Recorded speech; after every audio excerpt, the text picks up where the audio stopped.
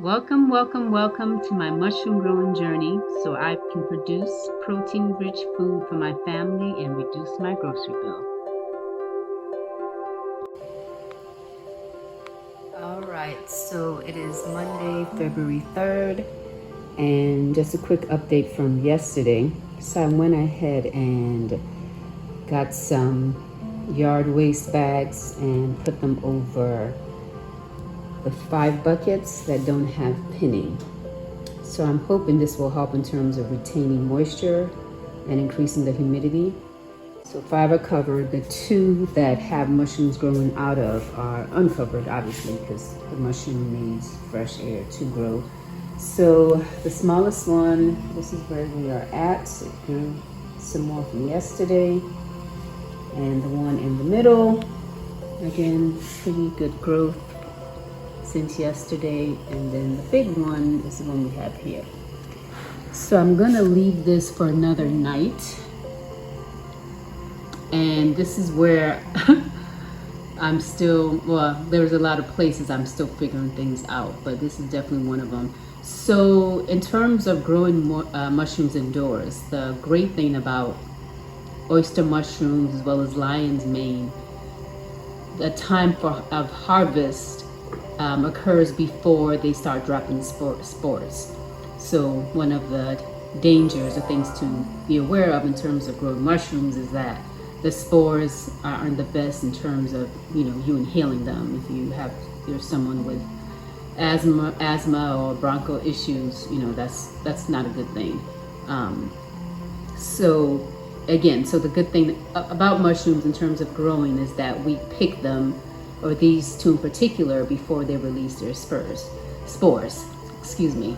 So the way we're supposed to know that it's time for them to release their spores is that the top part, see how it's let me finish that. It's fanned down.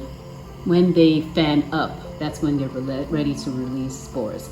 So I'm having a hard time figuring out, just because of some of the way in which the mushrooms have been growing, I'm having a hard time figuring out that stage. So right now it looks like they can go another night.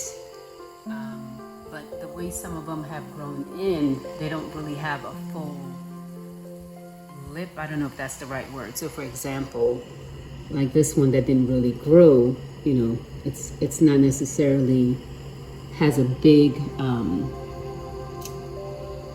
top to make it clear that okay, it's all the way down. But I see this one and this one, those look down. This one kind of looks like it's going up. So we'll see. But like I said, I'll give it one more night. So it's looking like Tuesday is when I will be plucking these, unless by this evening, they start to look different, and I'll go ahead and harvest them. So again, that's the 3 from this bucket 3, and then bucket 4. So we have some growth from, again, yesterday.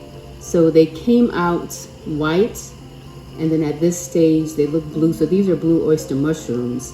But going back to this, they don't retain much of their blue hue by the time they're ready for harvest. So I've seen others that have, but this strain is from North Spore. So, I guess this one doesn't do that. But anyway, at this stage, you can see the blue-gray hue of the mushrooms as they're pinning.